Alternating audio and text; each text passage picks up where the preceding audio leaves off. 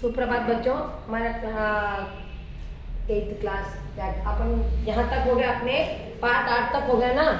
तो अपन क्या करेंगे आज, चिन्ह विराम चिन्ह देखेंगे एक बार, क्योंकि अपना पार्ट 8 हो गया, तो इसलिए पहले एक बार विराम चिन्ह देख लें क्या क्या है। विराम चिन्ह व्याकरण में क्या बोलते हैं?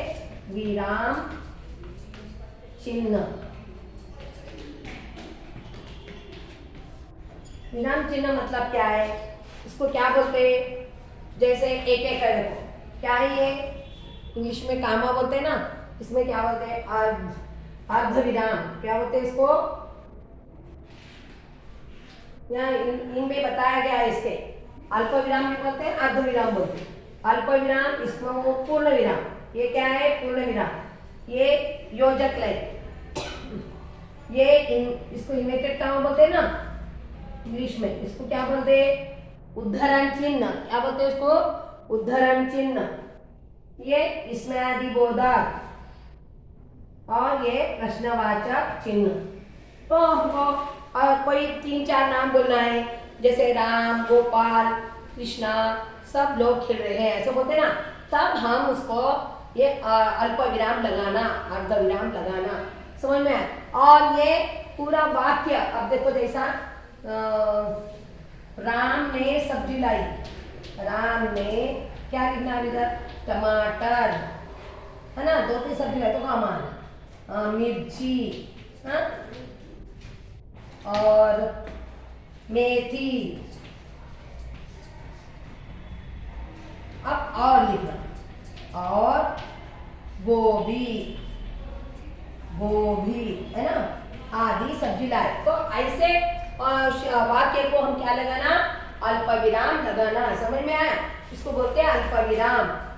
एक बार बताई थी, लेकिन फिर भी एक बार आपको बता दिया, अल्प विराम हो गया। आप क्या है, वाक्य पूरा होने के बाद हम पूर्ण विराम लगाते, जैसा मेरा नाम राजन है ना, मेरा नाम राजन है, इसको बोलते हैं पूर्ण विराम। ये हो गया पूर्ण। जो वाक्य पूरा होता है उसे हम लगाते हैं। हमें खाना खाना चाहिए होता है, उसको पूर्ण विराम लगाना। जो वाक्य पूरा हो जाता है उसे पूर्ण विराम लगाना। समझ में आया? ये पूर्ण विराम हो गया। अब योजक लाइन, जैसे भाई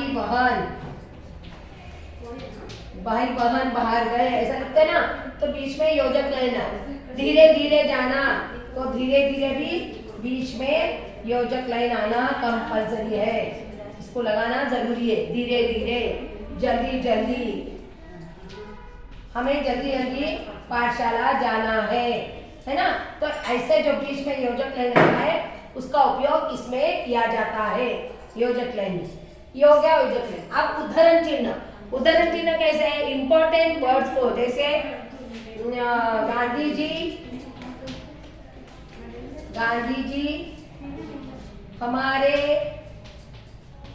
जी हमारे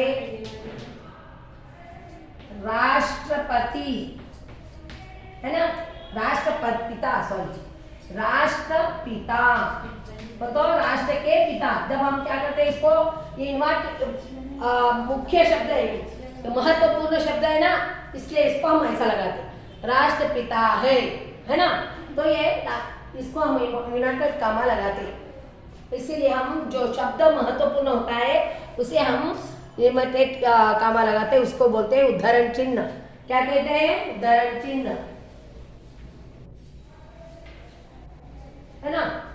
अब ये हो गया आश्चर्य वर्ग। अब कोई गिर गया तो क्या लिखते?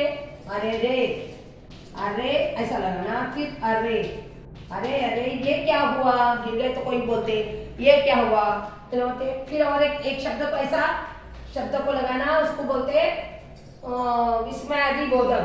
जैसे गंदगी है, कहीं पर गंदगी दिखी तो क्या करना? छी, कितना गंदा है। छी जो शब्द है, कितना गंदा है, ऐसे शब्दों को हम इसमें आदि बोधक चिन्ह लगाना, है ना। इससे पहले पढ़े अपन, लेकिन फिर भी बता रही, इसमें आदि बोधक आश्चर्यवाचक चिन्ह जो भी बोलते हैं उसको। ये हो गया। आप प्रश्नवाचक, हम किसको प्रश्न पूछ रहे?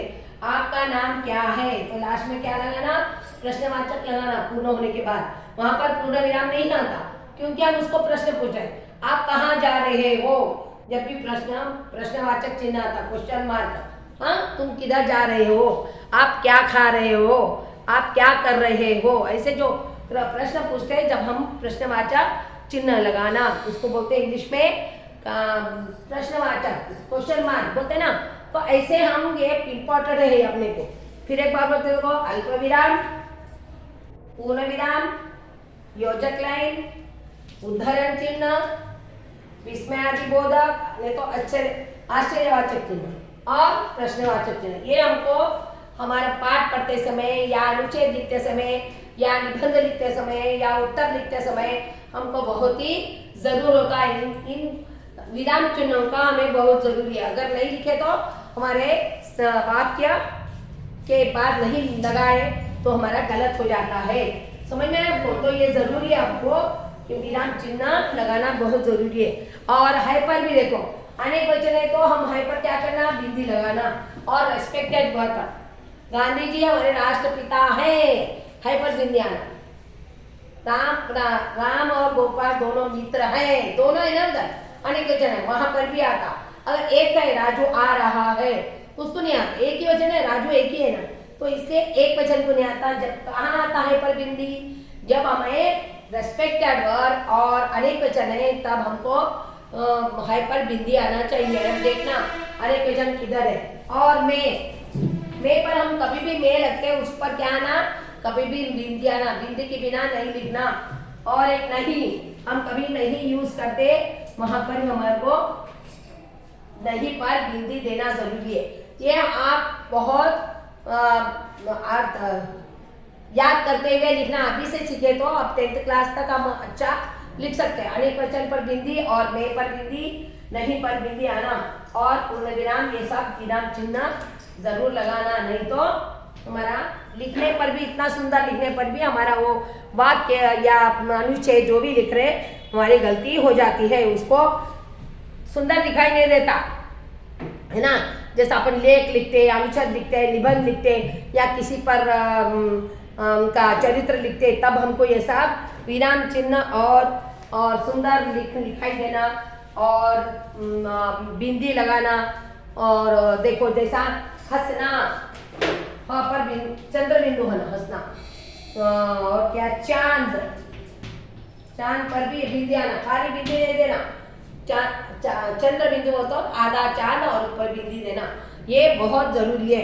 पढ़ते समय हम देखते पढ़ते हैं, वैसा ही लिखते समय भी देखकर लिखना है, तो उस लिखाई की शोभा बढ़ती है। समझ में आया?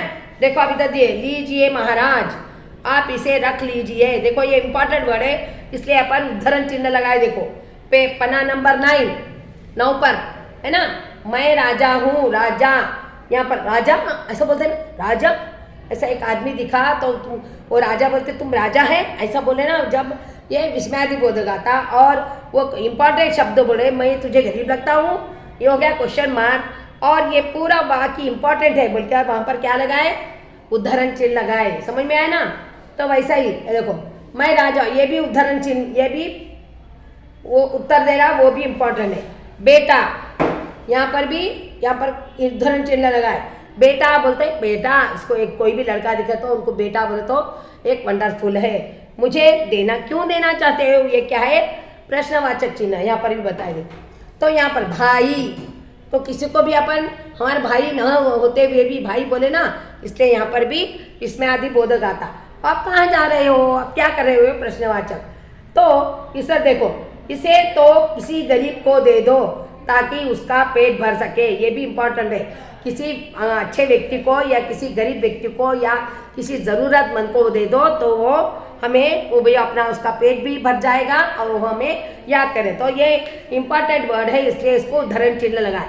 तो इसके बताए आपके आधार पर, तो हम कभी भी लिखे तो ऐसा ही लिखना है। हम इम्पॉर्टेंट वर्ड देखना है और रिस्पेक्टेड वर्ड देखना है, बिंदी लगाना है और ये विराम चिन्ह जरूर लगाना है बच्चों। तो ये ज़रूरी है, ये बताइए आपको। हाँ, धन्यवाद बच्चों।